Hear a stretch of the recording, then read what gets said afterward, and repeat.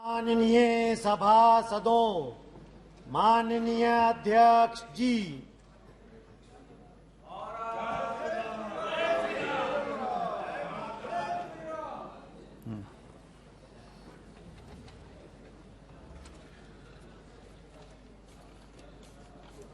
श्री अमित शाह जी बाराए। महोदय, मैं प्रस्ताव करता हूं कि दंड प्रक्रिया संबंधी विधि का समेकन और संशोधन करने के लिए विधेयक को पुनर्स्थापित करने की अनुमति दी जाए। माननीय महोदय, मैं प्रस्ताव करता हूं कि निष्पक्ष विचारणा के लिए साक्ष्य के साधारण नियमों के समेकित करने के और सिद्धांतों का उपबंध करने के लिए विधेयक को पूर्व प्रस्तापित करने का अनुमति दी जाए। एक मिनट माननीय गृह मंत्री जी। प्रश्न ये कि विधेयक को पुनर्स्थापित करने की अनुमति प्रदान की जाए। जो सदस्य इसके पक्ष में हाँ कहें, जो सदस्य विरोध में ना कहें। मेरे विचार में निर्णय हाँ वालों के पक्ष में, हाँ वालों के पक्ष में। माननीय मंत्री द्वारा विधेयक को स्थापित किया। अध्यक्ष महोदय, जिस प्रकार से 12B सारे सांसदों को निलंबन कर रहे हैं, महोदय, इसके कारण मैं प्रस्ताव करता हूं कि अपराधों और शास्तियों से संबंधित उपबंधों का समेकन और संशोधन तथा उससे संबंध या उससे आनुषंगिक विषयों को उपबंध करने के लिए विधेयक को पुनर्स्थापित करने की अनुमति दी जाए। प्रश्न है कि विधेयक को पुनर्स्थापित करने की अनुमति प्रदान की जाए। जो सदस्य इसके पक्ष में हाँ कहें, जो सदस्य विरोध ना कहें। मेरे विचार में निर्णय हाँ वालों के पक्ष में, हाँ वालों के पक्ष में। माननीय मंत्री जी विधेयक। माननीय मंत्री जी कुछ कहना चाहते हैं इस पे? हाँ। सभापति महोदय, माननीय अध्यक्ष जी, सबसे पहले तो आज 18 साल की उम्र में देश के लिए बलिदान देने वाले महान क्रांतिकारी खुदीराम बोस की पुण्यतिथि है। मैं पूरे सदन के सामने शीश झुकाकर उनको नमन करना चाहता हूं और उनकी स्मृति से प्रेरित होकर युगों युगों के लिए जो युवा देश के लिए काम करेंगे, वो सब के लिए महान क्रांतिकारी खुदीराम बोस जी का जीवन प्रेरणा के स्रोत हमेशा के लिए रहेगा, इसका मुझे विश्वास है। माननीय अध्यक्ष जी, आज का ऐतिहासिक दिवस है। आज के ही दिन दादरा नगर हवेली का भारतीय संघ में विलय हुआ था और भारतीय संघ एक प्रकार से संपूर्ण राष्ट्र बना था। माननीय अध्यक्ष जी, आज जब मैं ये 3 विधेयक लेकर आया हूं, उस वक्त आजादी के अमृत महोत्सव का समापन हो रहा है और आजादी के अमृत काल की शुरुआत होने का समय है। 15 अगस्त से आजादी का अमृत महोत्सव समाप्त होगा और 16 अगस्त से आजादी की 75 साल से 100 साल की यात्रा की शुरुआत होगी, जो निश्चित रूप से महान भारत की रचना करेगी। प्रधानमंत्री नरेंद्र मोदी जी ने इस देश के सामने गत 15 अगस्त को लाल किले की प्राचीर से अपना उद्बोधन देते हुए 5 प्रणों को देश की जनता के सामने रखा था। माननीय अध्यक्ष जी, ये 5 प्रण में से एक प्रण था कि हम गुलामी की सभी निशानियों को हम समाप्त कर देंगे, हमारे मन से वो बोझ को दूर करेंगे। माननीय अध्यक्ष जी, आज मैं जो 3 विधेयक एक साथ लेकर आया हूं, वो तीनों विधेयक एक प्रकार से मोदी जी ने जो 5 प्रण लिए हैं, उसमें से एक प्रण की अनुपालना करने वाले हैं। माननीय अध्यक्ष जी, ये तीनों विधेयक दंड विधान प्रक्रिया, क्रिमिनल जस्टिस सिस्टम को बेसिक कानून, इसके लिए मूलभूत कानून ये 3 विधेयकों के अंदर है। एक है इंडियन पिनल कोड, जो 1860 में बनाया गया, दूसरा है क्रिमिनल प्रोसीजर कोड जो 1898 में बनाया गया, और तीसरा है इंडियन एविडेंस एक्ट जो 1872 में बनाया गया। 1860, 1898 और 1872 में अंग्रेजों द्वारा बनाए गए, अंग्रेजों की संसद के द्वारा पारित किए गए ये तीनों कानूनों को समाप्त कर आज हम तीनों नए कानून पुरस्कृत करने के लिए मैं आया हूं। माननीय अध्यक्ष जी, इंडियन पिनल कोड 1860 की जगह भारतीय न्याय संहिता 2023 अब एस्टैब्लिश होगी। क्रिमिनल प्रोसीजर कोड 1898 की जगह भारतीय नागरिक सुरक्षा संहिता प्रस्तावित होगी, और इंडियन एविडेंस एक्ट 1872 की जगह भारतीय साक्ष्य अधिनियम 2023 प्रस्तावित होगा। यह कानूनों की जो कानून रिपील होंगे इस तीनों विधेयक से, वो कानूनों की आत्मा जो है, वो कानूनों का मध्य बिंदु है कानून बनाने का, वो अंग्रेज शासन को मजबूत करने की दृष्टि से कानून बनाए गए थे। अंग्रेज शासन की रक्षा करने के लिए कानून बनाए गए थे, और उसका उद्देश्य दंड देने का था, न्याय देने का नहीं था। ये दोनों मूलभूत चीजों पर हम परिवर्तन करने जाएंगे। ये तीनों कानूनों को रिप्लेस कर इनकी जगह जो 3 नए कानून बनेंगे, उनकी आत्मा होगी भारत के नागरिकों को संविधान प्रदत्त सारे अधिकार जो मिले हैं इसकी सुरक्षा। ये कानूनों का उद्देश्य किसी को दंड देना नहीं होगा, इन कानूनों का उद्देश्य सबको न्याय देना होगा, और न्याय देने की प्रक्रिया में, ये न्याय देने की प्रक्रिया में दंड वही होगा जहां अपराध रोकने का बोध खड़ा करने की जरूरत है, अपराध रोकने के लिए एक प्रकार की भावना खड़ी करने की जरूरत है, वही होगा।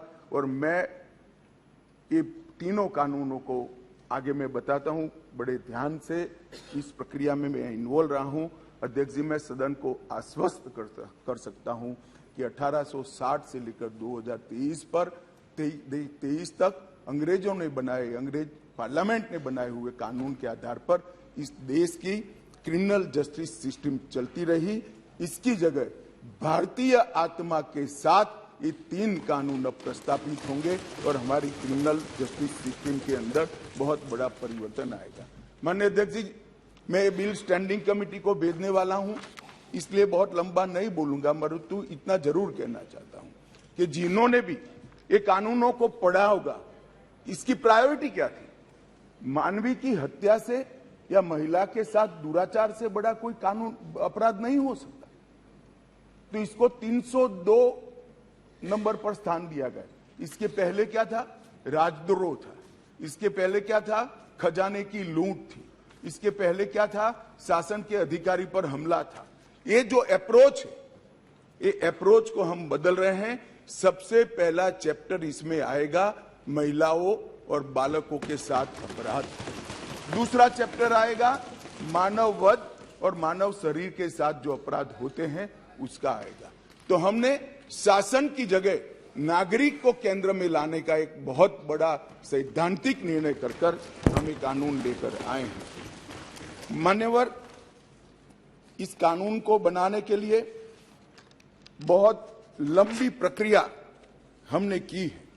मोदी जी ने 2019 में ही हम सबका मार्गदर्शन किया था कि अंग्रेजों ने बनाए हुए जितने भी कानून जिस विभाग में है, सभी कानून पर पर्याप्त चर्चा विचारणा और सोच विचार कर इसको आज के समय के अनुरूप और भारतीय समाज के हित में बनाना चाहिए।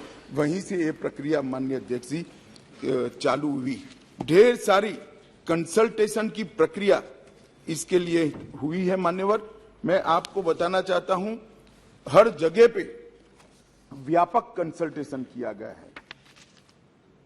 मैंने अगस्त 2019 में ही देश के सारे हाईकोर्ट चीफ जस्टिस को पत्र लिखा था, सर्वोच्च अदालत के सारे न्यायाधीशों को लिखा था, देश की सारी लॉ यूनिवर्सिटी को पत्र लिखा था। 2020 में थोड़ी बेस बनने के बाद सारे सांसदों को लिखा, सारे मुख्यमंत्रियों को लिखा, सारे राज्यपालों को लिखा, संघ शासित प्रदेश के प्रशासकों को लिखा और ढेर सारे कंसल्टेशन के बाद ये प्रक्रिया आज कानून बनने में सफल हुई है। माननीय अध्यक्ष जी, इसका मुझे बहुत बड़ा संतोष है कि बेस बरुआ समिति, विश्वनाथन समिति, मलिमत समिति, माधव मेनन समिति और गृह मामलों की स्थायी संसदीय समिति 2011, 2005, 2006 इसकी रिपोर्ट 111वीं, 110वीं, 146वीं ये सारी रिपोर्टों का बृहद संकलन कर सभी राज्यपालों, मुख्यमंत्रियों, सभी विधायकों, सभी सांसद और सभी न्यायाधीशों से, हाईकोर्ट से, सुप्रीम कोर्ट से और लॉ यूनिवर्सिटी से आए हुए सारे प्रस्तावों को, सारे सुझावों को कंसीडर कर लाइन बाय लाइन इसको पढ़कर ये विधेयक लेकर मैं आज सदन के सामने उपस्थित हुआ हूं। माननीय अध्यक्ष जी, 18 राज्यों, 6 संघ शासित प्रदेश, भारत की सुप्रीम कोर्ट, 16 हाई कोर्ट, 5 न्यायिक एकेडमी, 22 विधि विश्वविद्यालय, 142 सांसद और लगभग 270 विधायकों ने इसमें सुझाव दिए हैं। जनता के भी बहुत सारे सुझाव आए हैं जिसको कंसिडर किया गया। माननीय अध्यक्ष जी, 4 साल तक इस पर गहन विचार विमर्श हुआ है। मैं जिसमें उपस्थित हूं ऐसी 158 बैठकें हमने रिकॉर्ड पर करी है। माननीय अध्यक्ष जी, बाय लाइन इसको हमने पढ़ा है। मान्यवर, भारतीय नागरिक सुरक्षा संहिता जो सीआरपीसी को रिप्लेस करेगी, इसमें अब 533 धाराएं बचेगी, 160 धाराओं को बदल दिया गया है, 9 धाराएं नई जोड़ी गई है और 9 धाराओं को निरस्त किया गया है। भारतीय न्याय संहिता जो आईपीसी को रिप्लेस करेगी, इसमें अब पहले 511 धाराएं थी, इसकी जगह 356 धाराएं होगी, 175 धाराओं में बदलाव हुआ है, 8 नई धाराएं जोड़ी गई है और 22 धाराएं निरस्त कर दी गई है। भारतीय साक्ष्य अधिनियम जो एविडेंस एक्ट को रिप्लेस करेगा, इसमें 170 धाराएं होगी, पहले 167 थी, 23 धाराओं में बदलाव किया है, 1 धारा नई जोड़ी गई है और 5 धाराएं निरस्त की है। मान्यवर, मैं सदन को बताना चाहता हूं, ये तीनों कानूनों में गुलामियों की निशानी से भरे हुए कानून। सबसे पहले तो इसको ब्रिटेन की पार्लियामेंट ने पारित किया था, हमने अडॉप्ट किया था, यहीं से शुरुआत होती। परंतु इसके अलावा आज भी जो कानून आज इससे निरस्त होंगे, जब सदन पारित करेगा, तब वो कानूनों के अंदर कुछ शब्द थे मैं जरूर कहना चाहता हूं, जिससे हमें मालूम पड़ेगा कि 75 साल तक हम किस कानूनों के आधार पर क्रिमिनल जस्टिस सिस्टम को चलाए हैं। पार्लियामेंट ऑफ यूनाइटेड किंगडम का जिक्र है, प्रोविंशियल एक्ट का जिक्र है, notification by the crown representative का जिक्र है, लंदन गैजेट का जिक्र है, ज्यूरी और बैरिस्टर का जिक्र है जो हमारे यहाँ कब के चले गए, लाहौर गवर्नमेंट का जिक्र है, कॉमनवेल्थ के प्रस्तावों का जिक्र है, United kingdom of great Britain and Ireland parliament का जिक्र है, हर मेजेस्टी और बाय द प्रिवी काउंसिल, ऐसे हर जगह रेफरेंस दिए हुए हैं। Copies and extracts content in the London gadget, इसके आधार पर एक कानून को बनाया गया है। Possession of the British crown, इसका भी जिक्र आज भी है। Court of justice in England, इसका भी जिक्र 33 से ज्यादा जगहों पे है। हर मैजेस्टी डोमिनियंस का इस अधिनियम के अंदर ढेर सारे जिक्र है। टोटल 475 जगह ये गुलामी की निशानियों को समाप्त कर कर आज हमने एक नया कानून मान्यवर लेकर आए हैं। माननीय अध्यक्ष जी, इस कानून से हमने नए युग को जोड़ने का भी प्रयास किया है। हमारी क्रिमिनल जस्टिस सिस्टम में बहुत समय लगता है। कानून में कोई कानून की अदालत में जाए तो न्याय इतनी देर से मिलता है कि न्याय का कोई मतलब ही नहीं। लोगों की श्रद्धा उठ गई है, कोर्ट में जाने से डर है। मैं गुजरात का कानून मंत्री भी रहा हूं, विधि मंत्री भी रहा हूं। कई लोगों ने मुझे कहा था कि साहब पनिशमेंट की कोई जरूरत ही नहीं। मैंने बोला क्यों? कि कोर्ट में जाना इटसेल्फ पनिशमेंट है। इस प्रकार की मानसिकता लोगों के दिमाग में करके हमने इसीलिए आधुनिक से आधुनिक तकनीक को इसके अंदर समाहित करने का निर्णय किया है। माननीय अध्यक्ष जी, दस्तावेजों की परिभाषा का विस्तार कर कर इलेक्ट्रॉनिक या digital record, email, server longs, computer, smartphone, laptop, SMS, website, locational साक्ष्य, डिवाइस पर उपलब्ध मेल और मैसेजेस, ये सभी को कानूनी वैधता इस देता है, जिससे अदालतों के अंदर जो कागजों के ढेर लगते हैं, अंबार लगते हैं, वो समाप्त हो जाएंगे। एफआईआर से केस डायरी और केस डायरी से चार्जशीट और चार्जशीट से जजमेंट तक की सारी प्रक्रिया को डिजिटलाइज करने का प्रावधान इस कानून के अंदर मैं लेकर आया हूं। अदालत की सभी कार्यवाही को टेक्नोलॉजी के माध्यम से करने के लिए हम करते हैं। अभी आरोपी की पेशी ही सिर्फ वीडियो कॉन्फ्रेंस से हो सकती है, अब संपूर्ण ट्रायल क्रॉस सहित की वो वीडियो कॉन्फ्रेंस से होगी। शिकायतकर्ता और गवाहों का परीक्षण भी होगा। जांच पड़ताल और मुकदमे में साक्ष्यों का रिकॉर्डिंग जो करना है वो भी होगा, और उच्च न्यायालय के मुकदमे और सभी अपीलीय कार्यवाही भी डिजिटली संभव होगी। माननीय अध्यक्ष जी, ये करने से पहले इसमें कोई न्याय के बारे में कोई गोता ही न हो जाए, इसलिए हमने नेशनल फॉरेंसिक साइंस यूनिवर्सिटी और देश भर के सारे विद्वानों को, इस विषय के विद्वानों के साथ बैठकर इसकी चर्चा कर टेक्नोलॉजी के एक्सपर्ट के साथ बैठकर उसको बनाया गया है। सर्च और जब्ती के वक्त मान्यवर हमने कई सारे ऐसे प्रावधान किए हैं जिससे निर्दोष नागरिक को फंसाया न जा सके। सर्च और जब्ती के वक्त ढेर सारी ऐसी फरियादें, मेरे यहाँ रख दिया गया, मेरे यहाँ था नहीं, पुलिस लेकर आई, रख दिया। अब हमने सर्च और जब्ती में वीडियोग्राफी को कंपलसरी करा है, जो अब वीडियोग्राफी केस का हिस्सा होगी।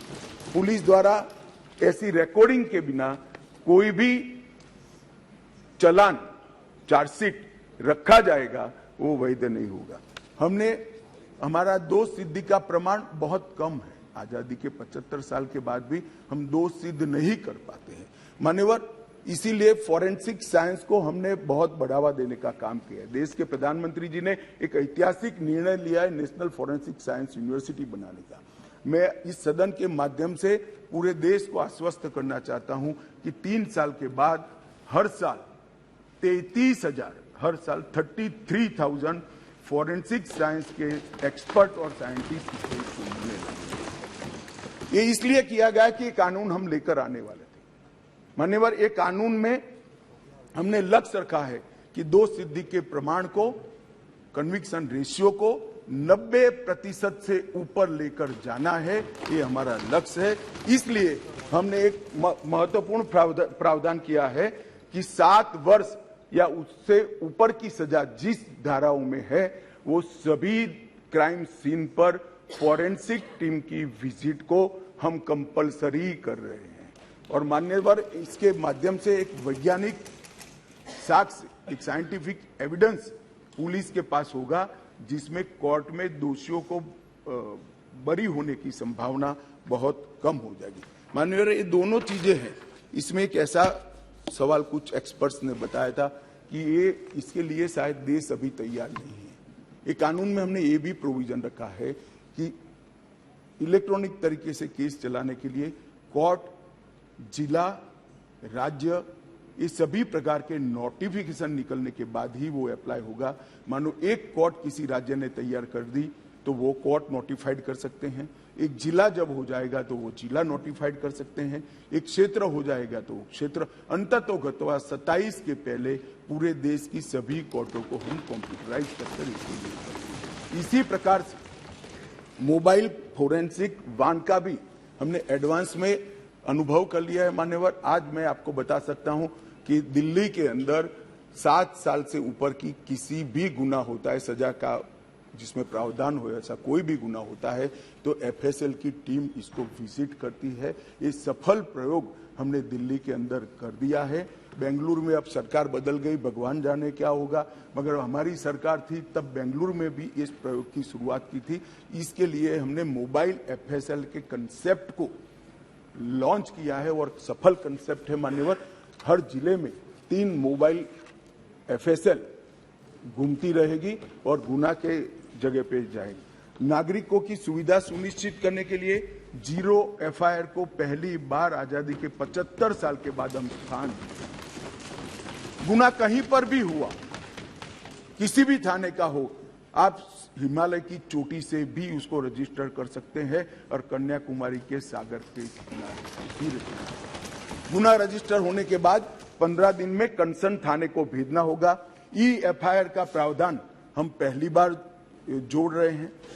हर जिले में और हर थाने में एक ऐसा पुलिस अधिकारी नामित किया जाएगा जिसके परिवारजनों में गिरफ्तारी हुई है, इसको अधिकृत सर्टिफिकेट देना पड़ेगा कि आपके परिजन हमारी कस्टडी में है और इसके लिए अब हम रिस्पॉन्सिबल।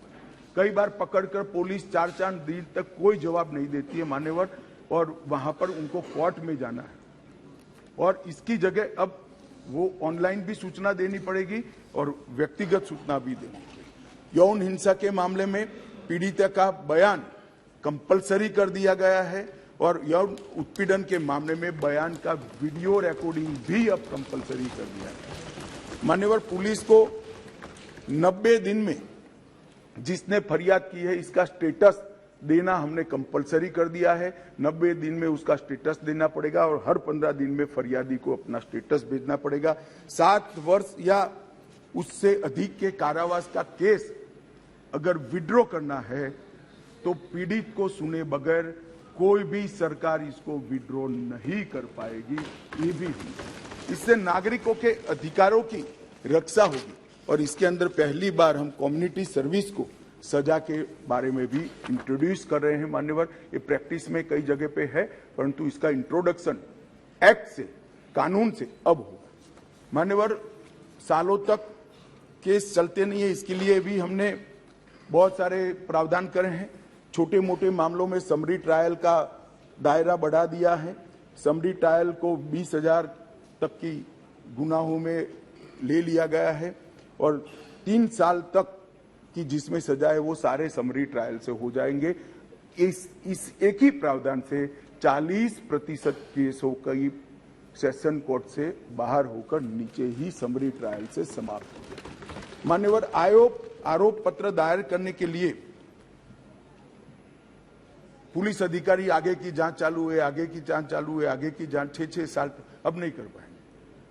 हमने तय कर दिया है कि 90 दिन में आरोप पत्र दायर करना ही पड़ेगा और कोर्ट भी उनको और 90 दिन की परिस्थिति देखकर परमिशन दे सकती है।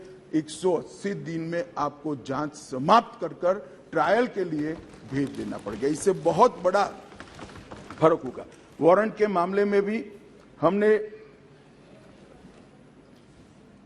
काफी सारे बदलाव किए हैं। आरोपी व्यक्ति को आरोप तय करने की नोटिस 60 ही दिन में देने के लिए अब कोर्टें बाध्य हो जाएगी। कोर्ट ने चार्ज फ्रेमिंग 60 दिन से ज्यादा लंबा नहीं कर सकती। बहस पूरी होने के बाद 30 ही दिन में मान्यवर न्यायाधीश ने अपना फैसला देना पड़ेगा। 3-3 साल तक फैसला पेंडिंग नहीं रख सकते। कई सारे जज ऐसे थे पूरी सुनवाई कर देते थे और फिर बाद में ट्रांसफर हो जाती थी या रिटायर्ड कर जाते थे और ट्रायल फिर से चलती। अब ऐसा नहीं होगा।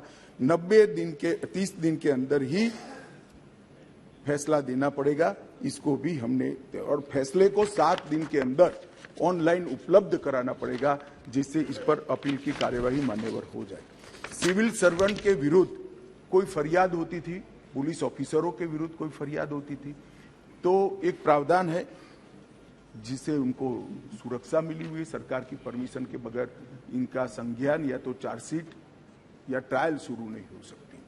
मान्यवर सालों सालों तक कोई परमिशन आती ही नहीं थी, और उसके कारण सिविल सर्वेंट के साथ साथ बाकी लोग भी डिले ट्रायल को एंजॉय करते थे। हमने तय कर दिया है कि 120 दिन में सरकार हाँ या ना कह दे, वरना डीम्ड परमिशन माना जाएगा और ट्रायल को फिक्स करेगा। मान्यवर एक बहुत बड़ा दिक्कत मैंने देखा है कि एसपी के नाते किसी ने एक केस जांच किया है तो डीजीपी या तो रिटायर्ड होने के बाद वो केस चलने पर आता है और उनको गवाही देने जाना है। हमने ये प्रक्रिया के अंदर आमूलचूर परिवर्तन किया है कि जो एसपी अभी नौकरी कर रहा है वो ही फाइल देखकर गवाही देगा, जो पहले था उसको आने की जरूरत नहीं। माननीय बहुत बड़ा क्रांतिकारी बदलाव, इसके कारण इतना देर होती, इतनी देर होती। आज हमने बारीकी से ट्रायल किस चीज के कारण लेट होती है इसका अभ्यास किया है। सबसे ज्यादा डेट अगर लगे तो यही कि भैया वो तो डीजीपी हो गए, डीजीपी साहब को समय नहीं होगा, तहसील में कैसे आएंगे, जब उनकी विजिट है तो 1.5 साल तक गवाही नहीं होती।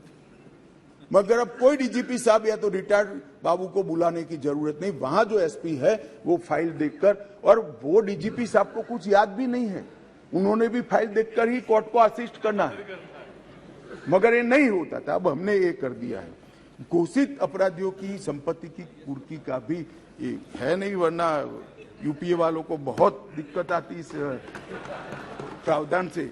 घोषित अपराधियों की संपत्ति की कुर्की का भी हम प्रावधान मान्यवर इसमें लिए। संगठित अपराध के लिए एक नया प्रावधान हम इसके अंदर जोड़ रहे हैं, जो अंतरराज्य गैंग और संगठित अपराध है, इसके विरुद्ध एक अलग प्रकार की कठोर सजा का प्रावधान। महिलाओं के प्रति अपराध और सामाजिक समस्याओं के निपटान के लिए भी हमने ढेर सारे किए हैं। शादी, रोजगार, पदोन्नति के झूठे वादे और गलत पहचान प्रकट कर जो यौन संबंध बनाते थे, उसको अपराध की श्रेणी में पहली बार नरेंद्र मोदी सरकार लाए। गैंग रेप के सभी मामलों में 20 साल की सजा या आजीवन कारावास का प्रावधान किया है, जो आज नहीं है। 18 वर्ष से कम आयु की बच्चियों के मामले में मृत्यु दंड का भी प्रावधान।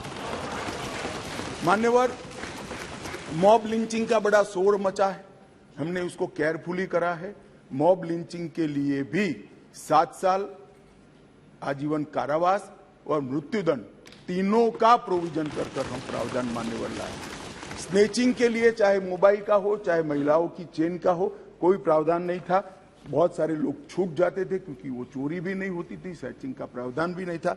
अब स्नेचिंग का भी प्रावधान ले मान्यवर। एक 324 इसमें गंभीर चोट के कारण निष्क्रियता की स्थिति हो जाती थी, मानो कोई अपाहिज हो गया, ब्रेन डेड हो गया, मृत्यु नहीं हुई, पूरा पैर कट गया, हाथ कट गया, तो भी 7 साल की सजा थी। और किसी को थोड़ा लगा, रिपेयर होकर 1 सप्ताह में अस्पताल से बाहर आ गया, तो भी 7 साल। हमने दोनों को अलग कर दिया। हमेशा के लिए अपंगता अगर आती है या ब्रेन डेड होता है तो इसकी सजा को 10 साल या तो आजीवन कारावास में बच्चों द्वारा अपराध करने वाले व्यक्ति के लिए, बच्चों के साथ अपराध करने वाले व्यक्ति के लिए सजा को बढ़ाया गया है, 7 से 10 साल किया गया है। पहले जुर्माना काफी कम था, अनेक प्रोविजन में जुर्माने को बढ़ाने का भी काम किया है। मान्यवर,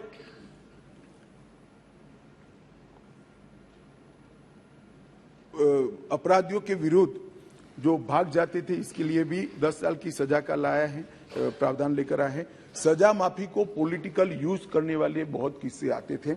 अब हमने कह दिया है कि अगर किसी को सजा माफ करनी है तो मृत्यु की सजा को आजीवन कारावास में बदल सकते हैं। आजीवन कारावास की सजा को 7 साल तक ही माफ कर सकते हैं।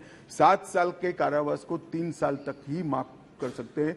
किसी भी गुनेगार को, अभी बिहार में कुछ मामले आए हैं सामने, इसी प्रकार से राजनीतिक रसूख वाले लोगों को छोड़ा नहीं जाएगा, उनको भी सजा भुगतनी पड़ेगी।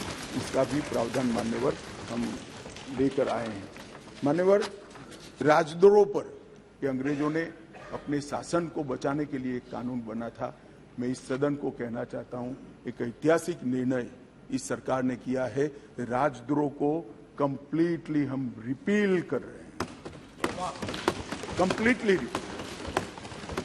यहां लोकतंत्र है, सबको बोलने का अधिकार है। राजद्रोह को हम कंप्लीटली रिपील कर रहे हैं मान्यवर। और इस कानून में इसके साथ साथ अलगाव, सशस्त्र विद्रोह, विध्वंसक गतिविधियां, अलगाववाद, भारत की संप्रभुता, एकता को, अखंडता को चैलेंज करना, ये सब को कानून के अंदर किसी न किसी दाएं बाएं तोड़ मरोड़ कर जोड़ते थे। इसका कोई स्पेशल प्रोविजन नहीं था, टेररिज्म की व्याख्या ही नहीं थी। पहली बार अब इसकी व्याख्या हो रही है और जुड़ी संपत्ति को कुर्क करने का अधिकार भी। मान्यवर, जांच करने वाले पुलिस अधिकारी के संज्ञान पर कोर्ट इस पर ऑर्डर करेगा। कुर्की का ऑर्डर पुलिस अधिकारी नहीं कर पाएंगे, निर्णय नहीं कर पाएंगे, कोर्ट में सुनवाई के बाद होगा। मान्यवर, एक बहुत बड़ा ऐतिहासिक फैसला हमने किया है, अनुपस्थिति में ट्रायल। कई सारे केसों में दाऊद इब्राहिम वांटेड हैं, चले गए, देश छोड़कर भाग गए, आज उन पर ट्रायल नहीं होती।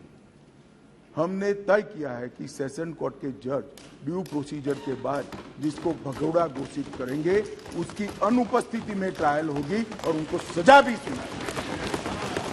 दुनिया में वो कहीं पर भी छिपते, सजा सुनाई जाए।